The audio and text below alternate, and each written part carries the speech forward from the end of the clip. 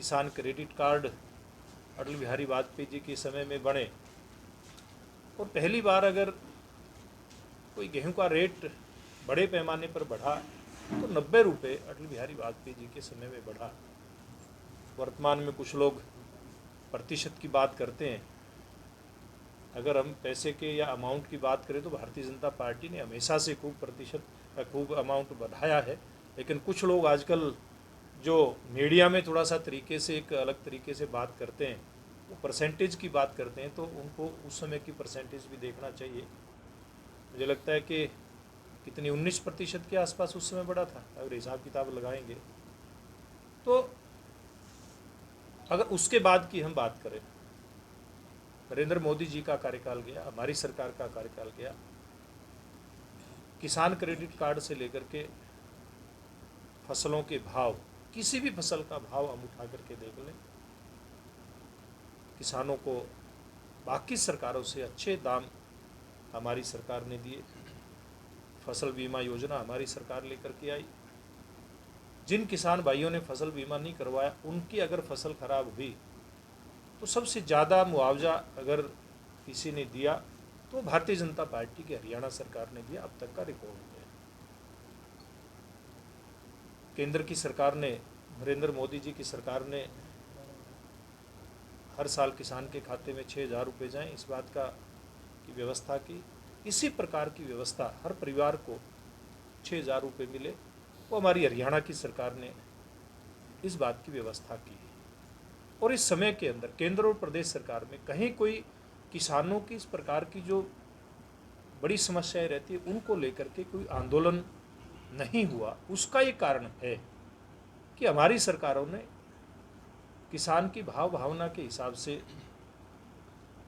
या फिर किसान के साथ जुड़ा हुआ मजदूर है उसके हिसाब से काम करने का प्रयास किया, और उसमें मुझे लगता है आंदोलन नहीं हुए। तो ये हमारी कामयाबी है, हमारी सरकारों की कामयाबी है। लेकिन वर्तमान समय में कुछ ऐसे किसान की आड़ में राजनीतिक लोग अपनी रोटियां सेकने का काम कर रहे हैं। मैं आपके माध्यम से हमारे किसान भाइयों को कहना चाहूँगा कि हम आपकी समस्या का तो समाधान कर सकते हैं और किया भी है, लेकिन जो किसान के नाम पर राजनीति कर रहे हैं, गंदा खेल खेल रहे हैं, उस बात का इलाज भारतीय जनता पार्टी की सरकारों के पास नहीं है। उसका इलाज अगर है तो केवल वो इलाज जनता के पास है। और आंदोलन को भटकाने का काम भी किया जा रहा है। अभी अगर उस खबर की आपने समीक्षा की हो, 2-3 दिन पहले शंभू बॉर्डर अम्बाड़ा से पंजाब का जो रास्ता है, वहाँ पर सेना तक की गाड़ी को रोक दिया गया। और अगर मीडिया की खबर पे विश्वास करें, मैंने उसका विश्लेषण नहीं किया, आपने किया तो आप समझ सकते हैं, मैं नहीं कह सकता वो झूठी एक सच्ची है। वहाँ जो नारे लगे, देश के विरोध में नारे लगे, ये बहुत गंभीर बात है। ऐसे सेना की गाड़ी को मोड़ना या देश विरोधी नारे लगाना, ये किसान का काम तो नहीं हो सकता। ये कोई राजनीतिक दल के कार्यकर्ता ही ऐसा काम कर सकते हैं। हमारे देश का किसान जहाँ एक तरफ मेहनत करके देश की जनता का पेट भरने का काम करता है, तो दूसरी तरफ सीमा के ऊपर खड़ा होकर के देश की रक्षा करने का भी काम करता है। इसलिए ऐसा जो गंदी हरकत है हमारे देश का किसान किसी सूरत में नहीं कर सकता। ये किसान आंदोलन की दिशा भटकाने का काम किया जा रहा है और केवल तुच्छ राजनीतिक स्वार्थों की सिद्धि के लिए किया जा रहा है। इसलिए मैंने एक बात कही है, किसानों की समस्या का समाधान तो पहले भी किया है, हमारी सरकार ने किया है, आगे भी करेंगे। अगर कोई किसानों की तरफ से कोई पिन पॉइंट ऐसी बात आती है तो पूर्व में भी भारतीय जनता पार्टी भी बातचीत के लिए तैयार थी, हमारी सरकारें, प्रदेश भी, केंद्र सरकार भी तैयार थी। और वर्तमान में अब भविष्य में जब कभी भी बात आएगी बातचीत करने की, तो हम किसानों के साथ बैठ करके बातचीत के माध्यम से कहीं कोई समस्या है उसका समाधान करने का उनको विश्वास आपके माध्यम से दिलाते हैं। लेकिन इस बात के साथ कि विपक्षी दलों के राजनीतिक जो लोग हैं उनके ओछे जो हथकंडे हैं, उन हथकंडों में खुद हथियार किसान उनका ना बने, ये मैं आपके माध्यम से कहना चाहता हूँ। और एक बात ये और कहना चाहता हूँ कि किसानों की तरफ से एक बात आई थी एमएसपी की, न्यूनतम समर्थन मूल्य किसान को मिलेगा कि नहीं मिलेगा, एक बड़ी शंका उभर करके आई थी। इसके लिए हमारे केंद्रीय कृषि मंत्री ने, देश के प्रधानमंत्री जी ने, हरियाणा के मुख्यमंत्री जी ने, सबने विश्वास दिलाया कि मंडियां भी इसी प्रकार से रहेगी, खरीद भी इसी प्रकार से रहेगी और न्यूनतम समर्थन मूल्य भी जारी रहेगा। और जो प्रथा हमारी भारतीय जनता पार्टी की सरकारों ने शुरू की थी कि अगली फसल की बुआई से पहले फसल का भाव घोषित होना चाहिए ताकि किसान के पास विकल्प रहें कि रेट जो घोषित हुआ है, न्यूनतम समर्थन मूल्य जो सरकार ने घोषित किया है, उसके आधार पर मेरे लिए कौन सी फसल बोना अगले सीजन में लाभकारी रहेगा। इस व्यवस्था का निर्वहन भी हमारी केंद्र सरकार ने किया। और ये जो केंद्रीय संसद का अभी सत्र चल रहा था, तो संसद के सत्र में केंद्रीय कृषि मंत्री ने अगली जो हमारी फसल है, रबी की फसल है, इसमें जितनी भी फसलों की बुआई होती है उनका न्यूनतम समर्थन मूल्य घोषित किया। और सब फसलों का, गेहूं का 50 रुपये से लेकर के और बाकी दालों की, चने की बात करें तो अलग अलग फसलों का 300 रुपये तक बढ़ा करके भाव अगली साल के लिए घोषित किया है। तो मैं समझता हूँ ये अपने आप में एक कितना ठोस विश्वास है किसान को कि इस फसल की भी खरीदारी हमारी सरकार मंडियों में आकर के करनी शुरू कर दी है और भविष्य की तैयारी कर दी है। इसलिए ये विश्वास किसानों के उस सवाल का हमारी सरकार ने दे करके उनको विश्वास दिलाया है। और भविष्य में भी किसी भी प्रकार का जो कोई किसानों को संशय होगा, कोई समस्या होगी, उसका समाधान करने का वायदा हम लोग दिलाते हैं। आपके माध्यम से ही मैं कहना चाहता था कि आप लोगों के इस संदर्भ में कुछ सवाल है। जैसे कि आपने कहा कि जो विरोध में है वो प्रदर्शन हो रहे हैं, वो राजनीतिकरण हो रहा है, तो पंजाब में तो जो अकाली दल है वो आपका घटक दल है जी, तो निश्चित रूप से इसके विरोध में निश्चित रूप से राजनीति कोई भी दल कर सकता है, उसको छूट है राजनीति करने की। निश्चित रूप से एनडीए का एक घटक रहा है, अब वो उनकी राजनीति की मजबूरियाँ क्या, ये जवाब तो वो लोग दे सकते हैं।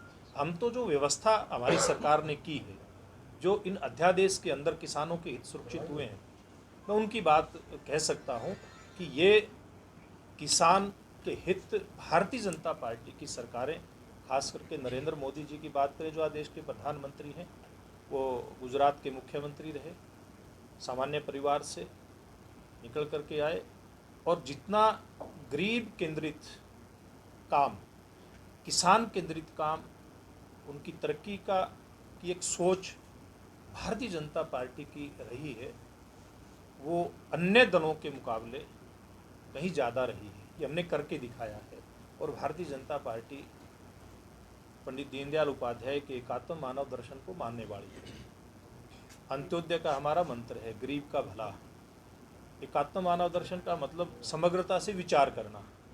अब जो देश है, देश को आगे बढ़ाने के लिए बहुत सारे क्षेत्र में सरकारें काम करती हैं।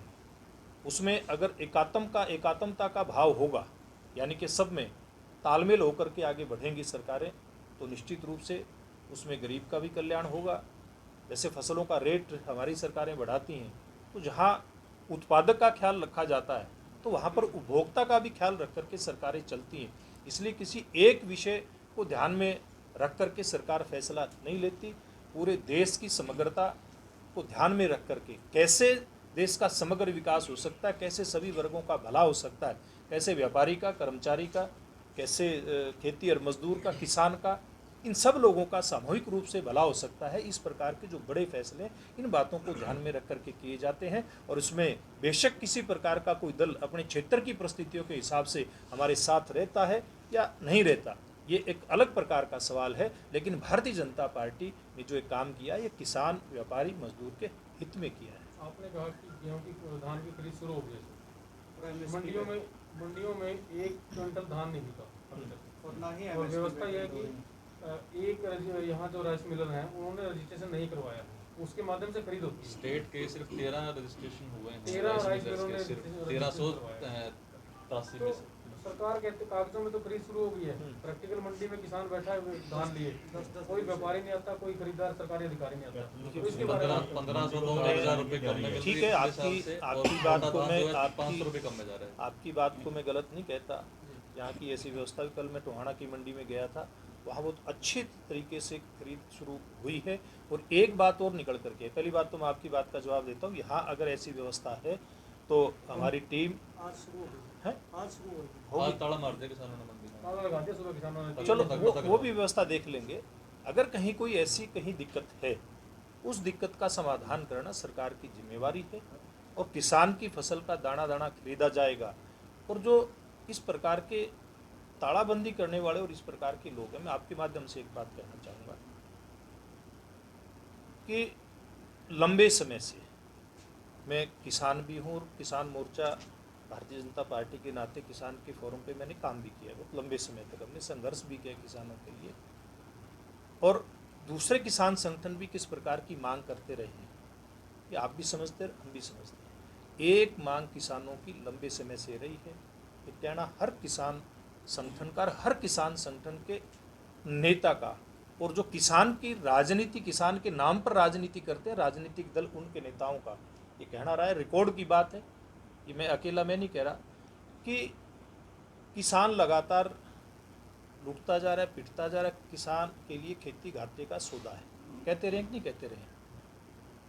तो क्या जो व्यवस्था चली आ रही थी उसी के आधार पर किसान को छोड़ देना, क्या फिर वो जो नारा देते रहे उसके साथ न्याय है, अन्याय है?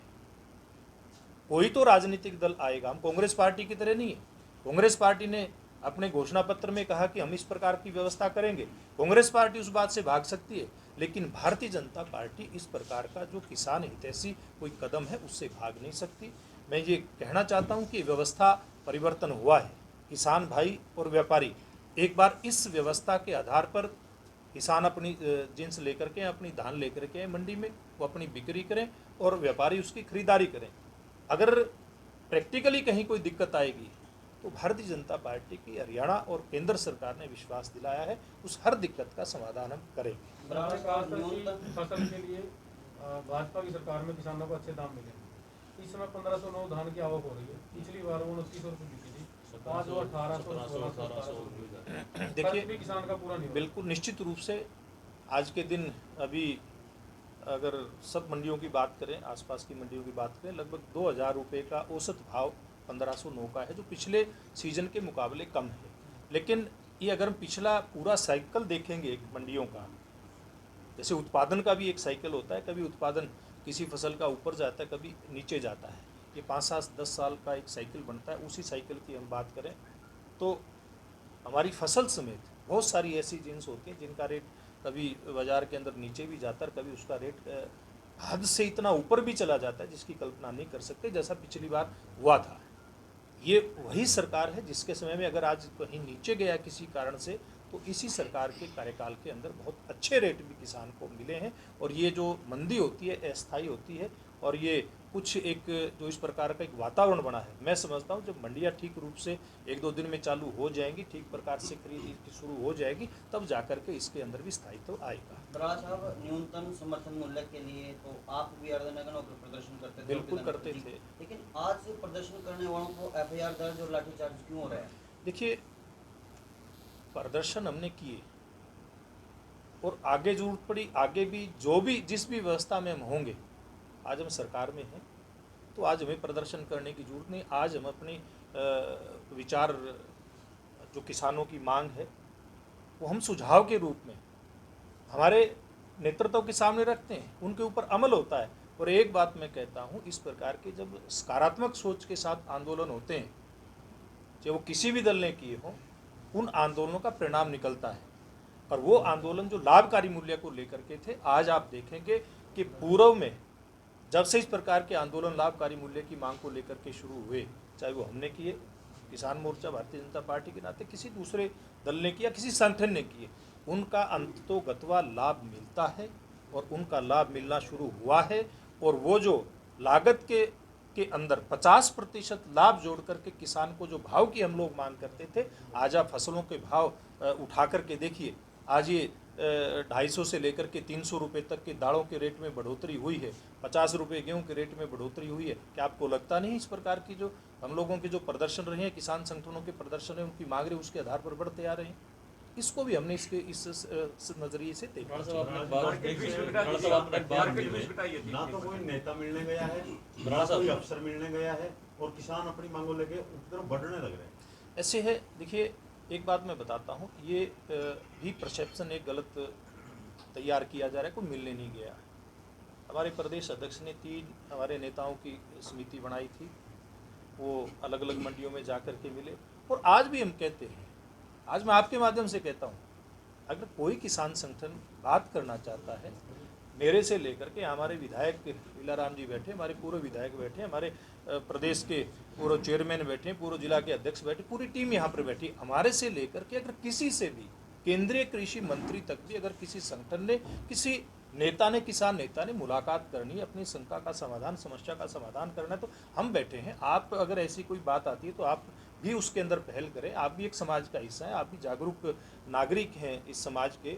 और दूसरी बात, मैं कल टोहाना की मंडी में गया था, मैं वहाँ पर हमारे व्यापारी भाइयों ने उनकी कुछ जो बॉर्डर की है उसकी समस्या को मैं देखने के, पंजाब का बॉर्डर जैसे आपके कैथल के नज़दीक पड़ता है, वैसे टोहाना के साथ भी लगता है, वहाँ पंजाब का किसान भी अपनी मंडियों के अंदर अपनी फसल लेकर के आता, उससे संबंधित उनकी कोई मांग थी, उसके संदर्भ में मैं मंडी के अंदर गया था। तो वहाँ सब ने, किसानों ने, व्यापारियों ने एक बात कही, जो ये मार्केट फीस घटाई है, इसके कारण से जो दूसरी तरह के काम धंधे होते थे, बहुत सारे लोग उसमें संलिप्त रहते थे, कहने की जरूरत नहीं कौन कौन इसमें, तो इसके कारण से व्यापारी भी पूरी तरह से खुश है और किसान भी खुश है।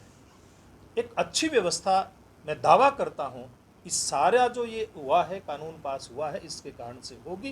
केवल एक ये जो परसेप्शन कुछ लोगों के द्वारा बनाया जा रहा है, एक झूठा, एक मन गढ़ंत बातें खड़ी की जा रही है, इसको खत्म करने की बात है। भाजपा ने आप जैसे कह रहे हो कि परसेप्शन बनाया जा रहा है, लेकिन यदि ग्राउंड लेवल पे देखें, सरकार कह रही है कि आप फसल को कहीं भी जा करके बेच दीजिए, लेकिन एमएसपी, आपको एमएसपी के लिए मैसेज आएगा चंडीगढ़ से।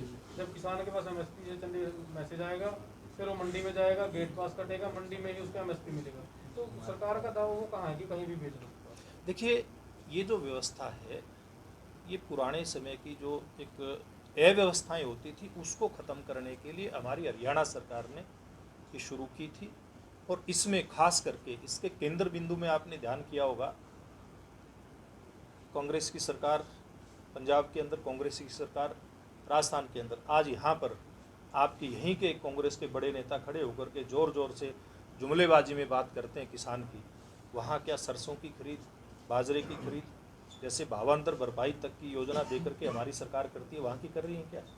उस चीज़ को, उससे हमारे किसान को लाभ कैसे मिले, पहले हरियाणा के किसान को, वो व्यवस्था हमारी सरकार ने खड़ी की थी कि ऐसी सारी फसलें किसान की सरकारी रेट के ऊपर खरीदी जाए, और वो हमने खरीद करके दिखाई है। आज ये बड़ी बड़ी बात करने वाली, देखिए मेरी बात, मैं वही कह रहा हूँ ना, अब की बात मैं कह रहा हूँ, ये व्यवस्था उस लिए खड़ी की थी और इसमें कहीं कोई रोक टोक नहीं होगी। पहले जो व्यवस्थाएं हैं वो हरियाणा के किसान के लिए, देश का किसान कहीं भी फसल बेच सकता है, इसमें कहीं कोई दिक्कत नहीं है। वो वाला भ्रम है सर, हाँ, वो क्लियर कर दीजिए कि सरकार का कहना है कि कहीं भी आप अपनी फसल ले जाकर जी जी जी जी जी, लेकिन एमएसपी के लिए आपके पास जब चंडीगढ़ से मेरा मैसेज फसल आएगा मेरा ब्यौरा और पोर्टल पे वो पंजीकृत आप होंगे, मंडी में लेके जाओगे तभी आपको एमएसपी मिलेगा। ये तो बात सरकार का बिल्कुल वो दावा कहाँ नहीं है? मिलेगा। ये बात बिल्कुल ठीक है, वही मैं बात कह रहा हूँ। देखिए, कुछ फसलें ऐसी हैं जो हमारी सरकार भी खरीदती है, राजस्थान सरकार भी खरीदती है, पंजाब सरकार भी खरीदती रही है, इसमें कोई दो राय नहीं। उन फसलों को लेकर के आने पहले भी कोई दिक्कत नहीं थी, लेकिन विशेष रूप से हरियाणा सरकार ने हमारे किसान के प्रति भी, हरियाणा के किसान के प्रति क्या हमारी ज़्यादा जिम्मेवारी नहीं बढ़ती क्या? वो केंद्र सरकार का काम है, केंद्र सरकार अपना काम करी, केंद्र सरकार का कानून है, कहीं भी बेचे, लेकिन पहले हमारे किसान के लिए हमने जो करना है उसको लाभ देने के लिए हमारी सरकार ने जो व्यवस्था खड़ी करी थी, ये व्यवस्था उन किसानों के लिए खड़ी करी थी। और ये धीरे धीरे करके इसमें भी एक व्यवस्थित किसान की जो फसल का जो ब्यौरा है, जिसमें गिरदावरी तक की बात आती है, वो सारा एक सिस्टम के रूप में आए, ये प्रयास है। किसी किसान की फसल को रोकने के लिए नहीं है, और आगे इसकी दिक्कत कोई आएगी उसका समाधान भी करें। राइस व्यापारी कह रहा है, आड़ती कह रहा है कि जब तक राइस मिलर साथ नहीं आएगा हम खरीद नहीं करवाएंगे, क्योंकि जहाँ से मंडी से जो धान उठेगा और मिल तक पहुँचेगा उसकी जिम्मेवारी किसकी रहेगी। यदि सरकार कहती है इंस्पेक्टर खरीदेगा तो बीच में घटोतरी आ गई, कुछ और आ गई, हमारी जिम्मेवारी नहीं धान की रहेगी। समस्या रहने वाली। इस विषय के ऊपर पेज तो चढ़ा हुआ मिलर नहीं आएगा। खरीद नहीं हो पा रही, तो उसके बारे में इस तरह के विषय एक दो मंडी से और आए हैं। जैसे पीछे एक व्यवस्था थी कि जो राइस मिलर है इसने परचेज की है, या जहाँ पर परचेज नहीं की और जिस राइस मिल में जाकर के कहीं धान लगना था मिलिंग के लिए, वो व्यवस्था थी कि व्यापारी अपने तरीके से उसकी लोडिंग अनलोडिंग और ट्रांसपोर्टेशन का काम कर रहा था। लेकिन इस बार बीच में जो ठेकेदार हैं उनकी व्यवस्था भी खड़ी हुई है। इस वजह से कहीं कोई थोड़ी सी एक ऐसा कम्युनिकेशन गैप, जिसको मैं आज के दिन कह सकता हूँ, वो दिखाई दे रहा है।